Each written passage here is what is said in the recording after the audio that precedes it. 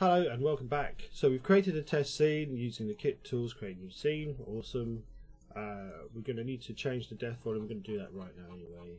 I'm going to just whack that light down. I'm going to try and use Pro Tools, Polybrush. No, is it Polybrush? Yes, it's Polybrush. Polybrush, window, clickety click. Are you working? Oh, it is working. So holding Control down.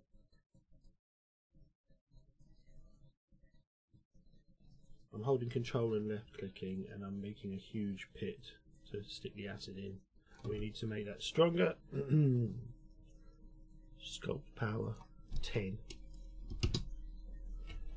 Right, hold Control, hold click.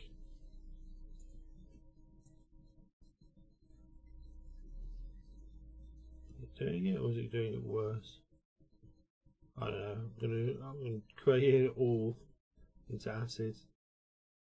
So whilst I do this, and is there anything else I can do stronger?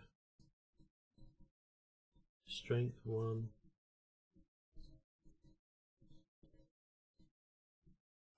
If you do get into trouble, we can create with Pro Builder. We can create another.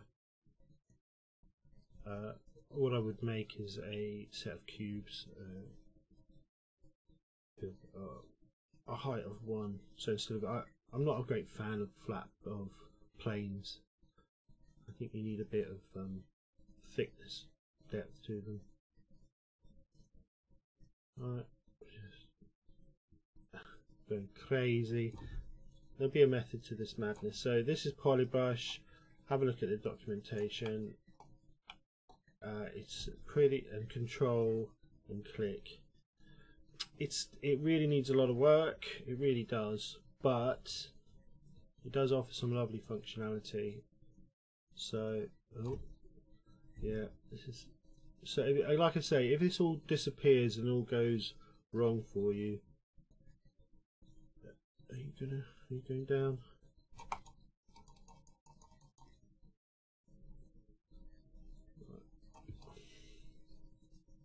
I think I'm reaching. Right. Can I move this? I can't. I've got to close it. Let's see. There we are.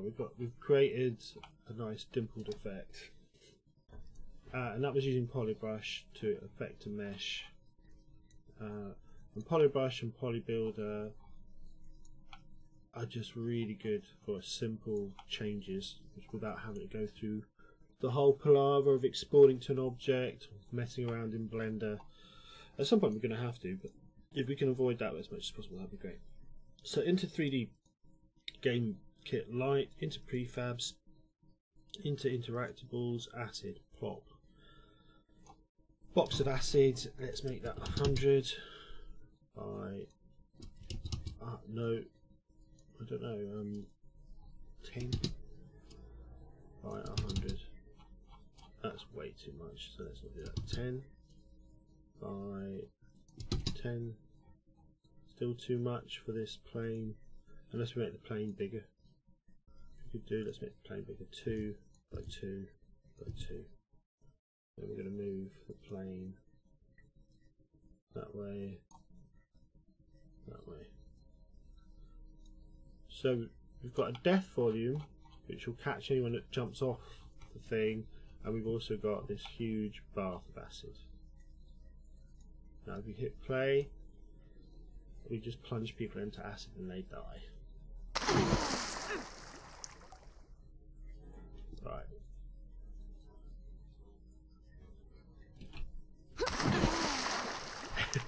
That's incredibly mean. So let's create an object. So terrain, tools, Pro Builder, object, no, editors, shape, and we're going to make a cube. We're going to make it, I don't know, 5 by 5.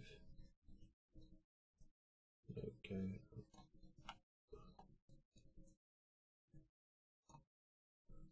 just to be on the safe side. 10 by 10. Right. Okay. Build cube. We've created a cube. It's down here, and if I hit play, I think we'll just fall through it. So we just killed her again. Reminds me a lot of Dragon's Lair. So we've got to go up here to the layer and go to environment. Boom. And that means that this is now counted as an environment object for the edit project settings. There's this whole collision matrix, and it's very, very minimal with the colliders. Player will only collide with these layers. And the reason for minimizing that is that each one of these tick boxes costs you performance, so the least of that amount of those you can, the better. That's in edit project settings physics. Right, hit play. Hooray! So now we put her in jeopardy. She's now got to get out. So we're going to create excuse me, the coffee.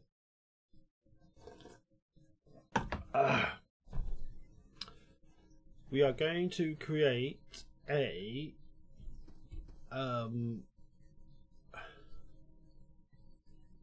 moving platform. So we could make a bridge actually. Should we make a bridge? I think we should make a bridge to a bit of it.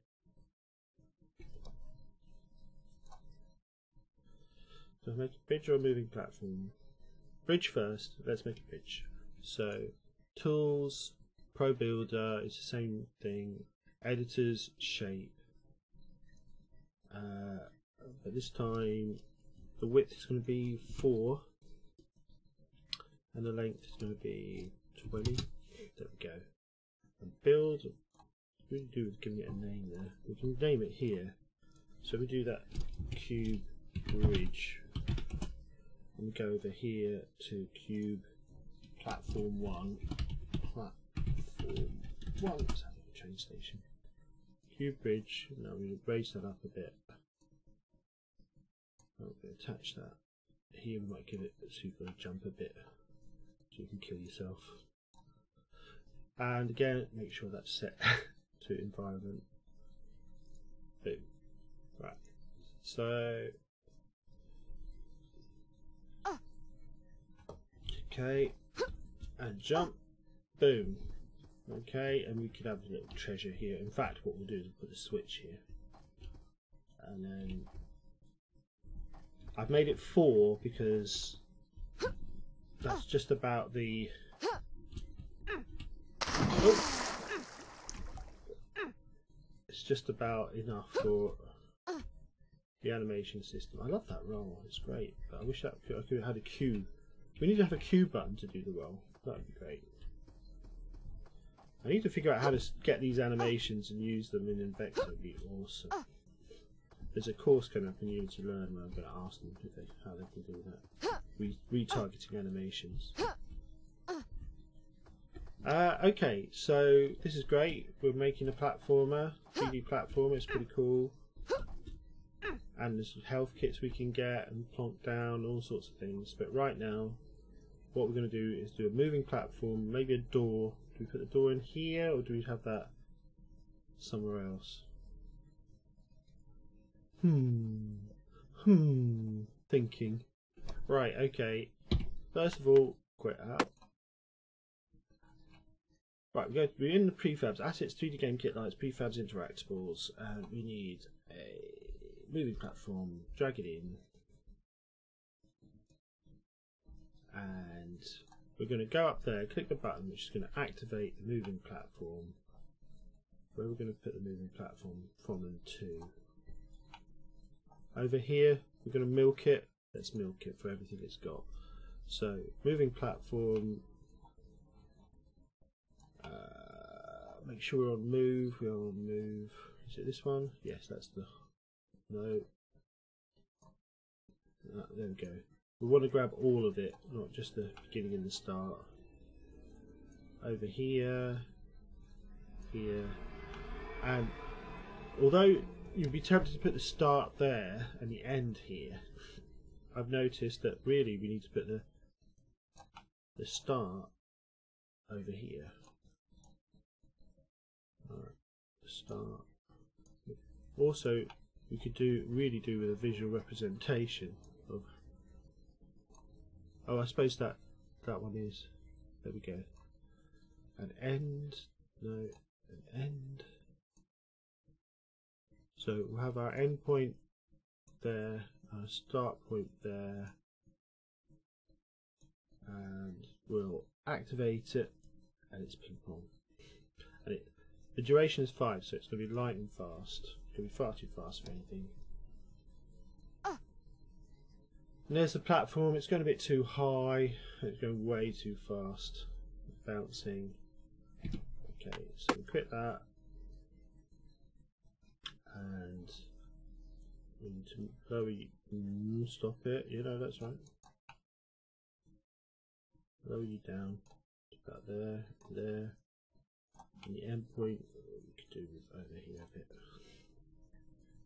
Right. And is it low enough? Lower. Hit play. Test it. But the functionality right out of the box, we've got a moving platform. We need to lower that again. Is that too low? Is that fine? That's fine. Okay. Quit. And okay. Can you see whether there's the end point? Oh, so it has got rigid bodies. Right.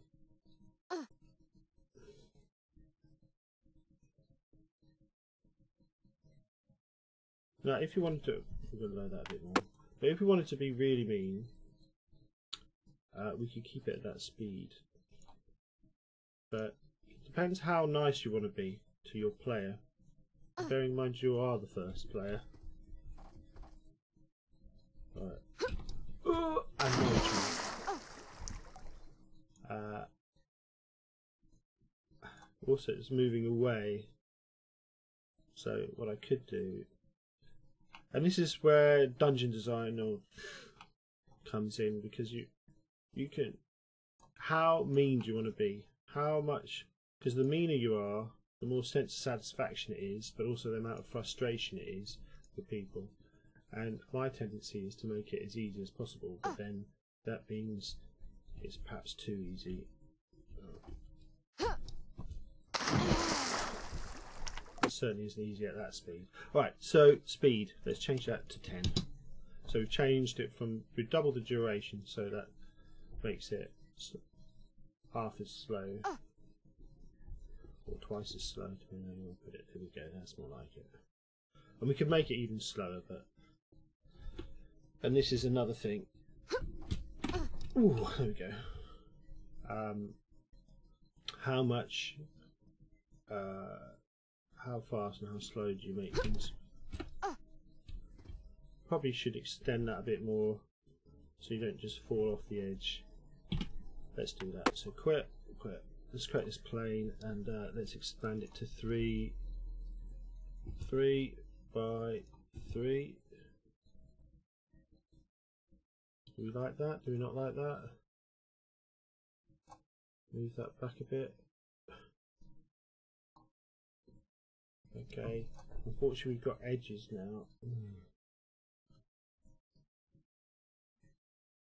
3 by 3, and we need to make the acid bigger. So click on the acid and we make that 15 by 15 by 15, and then we lower it down until it looks sensible. So remove it as well. So I've just increased the sizes a bit, and we could also start polybrushing it. Okay.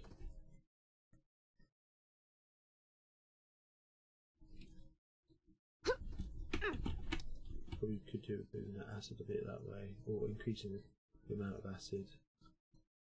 We need to raise the acid anyway.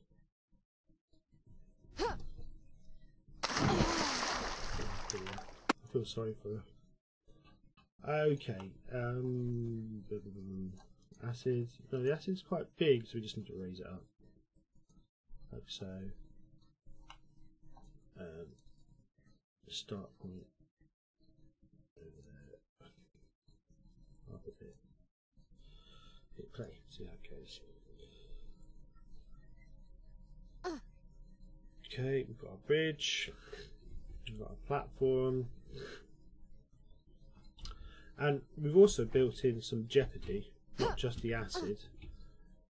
When we get to putting the switch in, the jeopardy will be to get here in time to get on it, otherwise you've got the penalty of having to wait. So, okay, that's all well and good. Excuse me. What's next? Quit. So we put in a lovely platform. That's such a nice functionality. Just drag and drop and plonk. Next thing is we're going to put in a button.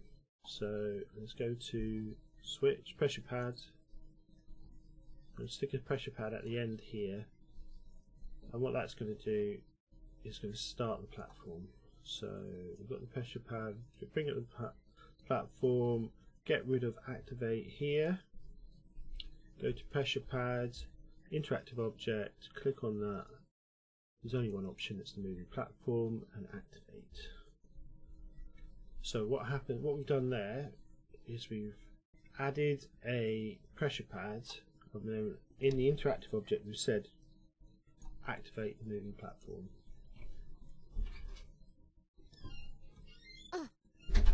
Right. So click here, and what we hopefully can do later on is set that to reset itself.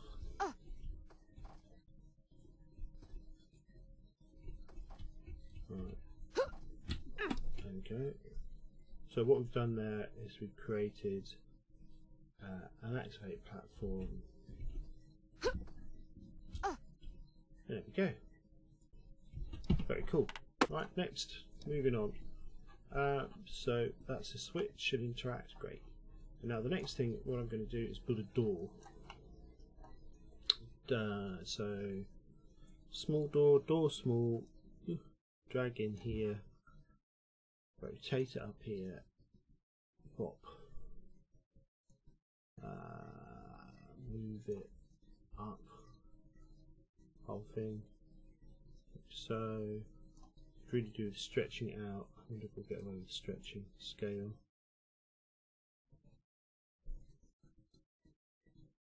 Yeah, something like that. And move. There we go. Okay, so we've got a very cool door system, although to be honest I would prefer to have a hinged door system as well. I don't mind this, it's cool, very cool. Right, now we could get a switch. We're going to drag that in there, down a bit and up a bit and down a bit, and again I wouldn't mind being able to reset these things. So boom, boom, shake the room. You got this. Send on trigger event. We click on interactive object, door small, boom, and that's now linked. But it's not activate. We want to open it. So you could even destroy it, but open it is fine. And hit play. And hopefully that's worked. So we put in a switch and clicked it to the door. Once you know this stuff, it seems blissfully easy, but before you know it, it's not. So what we've created here is our first little puzzle. How do we get the platform to escape our little... How do we get the moving platform to come and rescue us? So what we do is we go over here.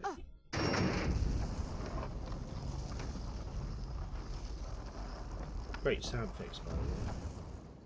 And we could have left a secondary one where if you're incredibly skillful you could walk around it, but we don't really need to. And it, right, and then, and what we can also put in is an info panel where we can give the player a hint. So we've got lots of other things. We've got monsters we can stick in. We've got health kits to put in. We could try and figure out how to make a gun for her. She's got. Pretty cool.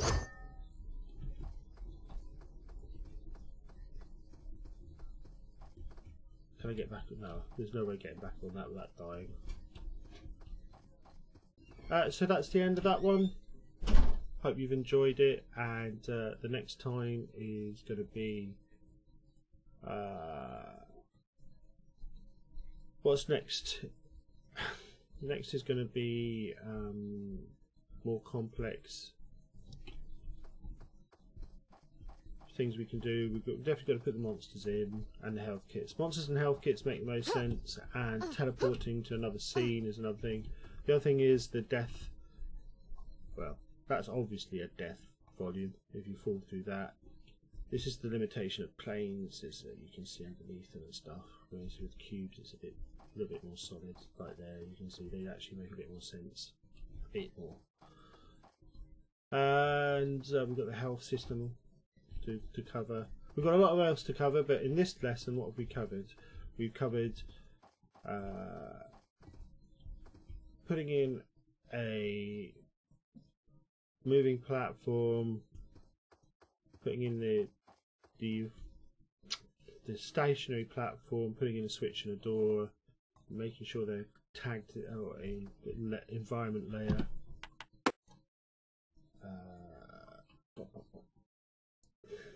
Up the top there in layers environment, so we don't fall through them. And we've created the basics of the game. So that is the power of the 3D game kit. And for detailed documentation, have a look at Unity Learn. It's free at the moment, but it isn't going to be. And that gives you this stuff all done in documented form. And a lot more thorough than I am, as well as there's a reference guide as well. So yeah, we've got the beginnings of the work of genius. See you on the next one.